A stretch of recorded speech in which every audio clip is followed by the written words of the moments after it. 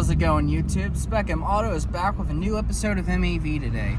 So, just a few days ago, you guys seen my last video about all the struggles I've had with fixing up the new AC parts into this car.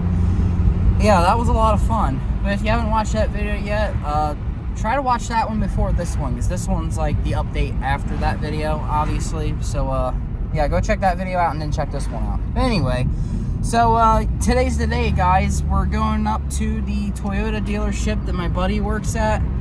He is going to properly vacuum and recharge my AC system for me.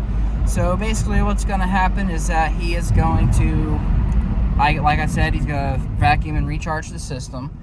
And then we are going to take a before and after temperature reading with a digital temperature gauge to see how hot it blows now and how cold it's going to blow after we're done with that. So that being said, let's go ahead and go to the next clip, and we'll see how things go.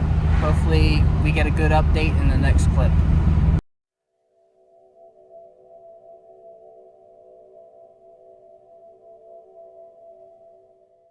Alright guys, so it's been about 2 weeks since the introduction clip of this video.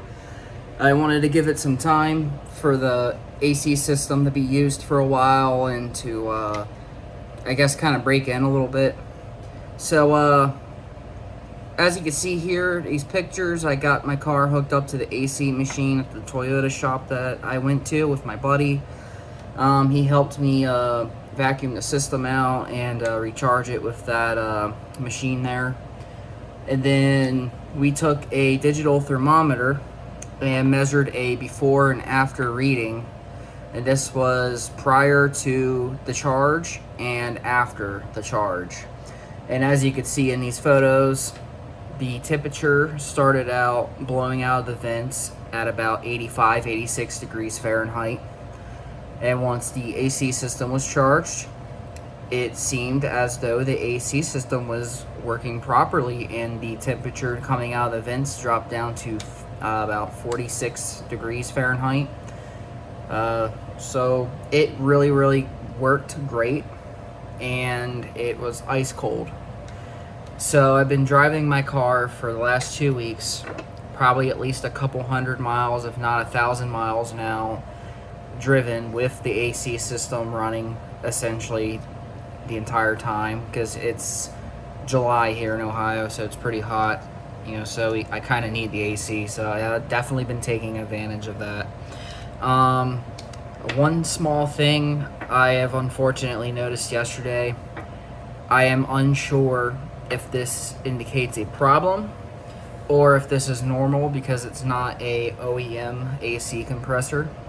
So I noticed the other day that it only makes this noise when I turn the AC off. When I turn it on and during the time it's running, it doesn't make any noise at all. But basically, anytime I turn that AC off, it almost sounded like at first that the maybe the radiator fan, one of the radiator fans was rubbing on something. And I went up there, opened the hood, and of course the car was turned off. You know, I stuck my hand down there and manually spun both the radiator fans. Nothing, no noises. They both spun freely and just fine. So then I later tested turning on and off the fan and AC. And I was thinking maybe it could be the interior fan blowing, you know, blowing the air into the car. Maybe the interior fan was rubbing or going bad or something. No, I took this video clip and I had my stepdad and stuff help me turn the AC on and off while I was outside the car myself. And I've come to the determination that it seems as though my AC compressor makes this weird sound when you shut it off. And I'll go ahead and play a clip of that real quick.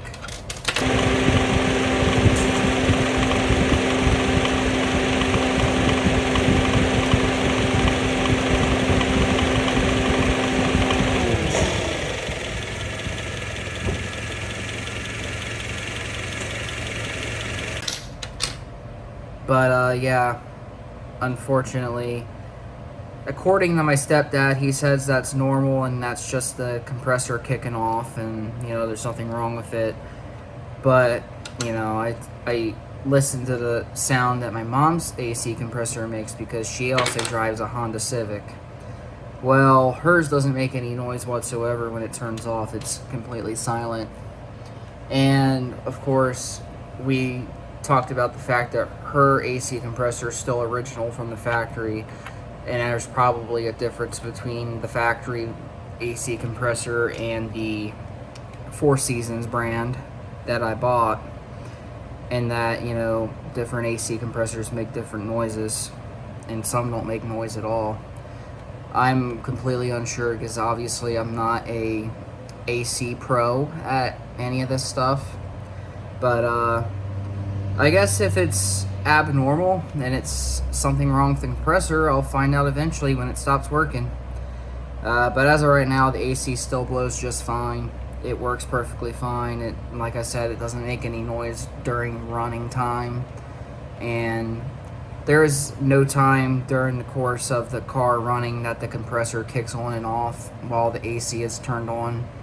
The compressor is constantly running, so it's appearing to be running normal, and the temperature and the air seems to be blowing normal. So, and I told myself like 20 different times, you know, I'm hoping that this AC will last the rest of the life of this car, because I don't know how much longer I'm going to own this car. So if the AC fails again, I'm not fixing it again. I'm just going to leave it as is and just forget about it, because there's no reason why I should be spending the money I did on the compressor and all the associated parts, do all that work of tearing the car apart and going through all that struggle to get the AC working only for it to break again. That's really fucking stupid. So if it fails again, it fails, and I'm just gonna leave it at that and just forget about it. If it stays working for the rest of the life of the car or for the rest of the ownership of this car, perfect. But yeah, that's all for the updates for that. I'll definitely be giving you guys more updates on my car and how things are going with that and stuff in the future, if things change or if things develop, or if I, you know, plan on doing something else at some point. So I know this was a very short and quick M.A.V episode today, but yeah, sometimes it's good to have a short, quick video. But yeah, so next year I'm planning on getting a new car. I'm currently looking at the new Honda Accord EX and the Honda Civic Sport hatchback. I'll even maybe consider looking at the EX hatchback Civic too, but I don't want the sedan Civic. If I get the Civic, I want the hatch, but if I don't get the Civic at all, I want the Accord. Those are my two top choices. The Accord for the size and the nice styling that I like, and the Civic, I like the practicality of the hatchback, the cheaper price tag, and it pretty much has the same power plant anyway, so that's pretty much it. So if you guys haven't already, please give the video a like, share the video with your friends and family, and most of all, subscribe and hit the bell icon to get notified of each video upload in the future. Until next time, stay safe out there, and I'll see you next time.